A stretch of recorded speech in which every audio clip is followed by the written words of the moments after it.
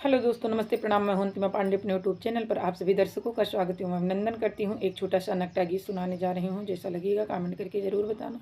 धन्यवाद। फैजाबाद गुलजारा हमें डर के हो के नाही।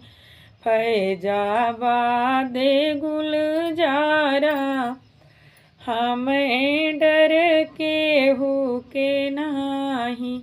नेम मोरी ननदी साहब ननदोएवा।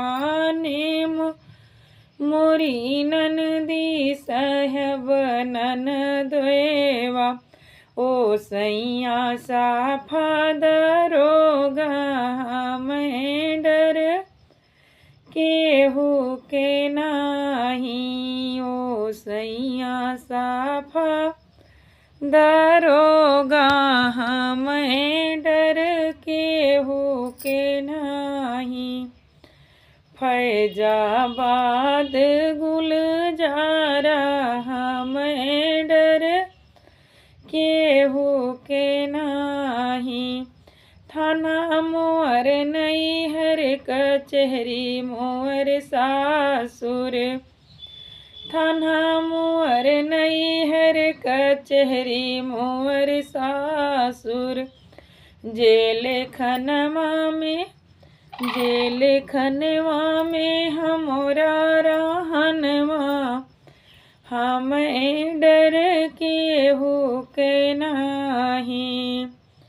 फैजाबाद गुलजारा हमें डर केहू के नाही।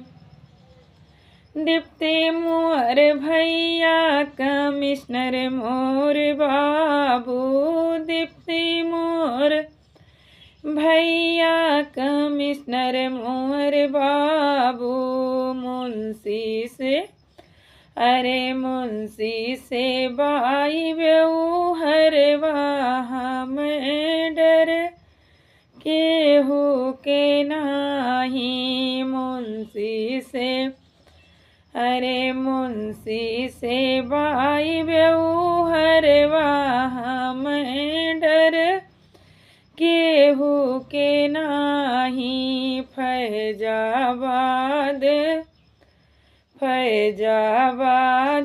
गुलजारा हमें डर केहू के नाही। फैजाबाद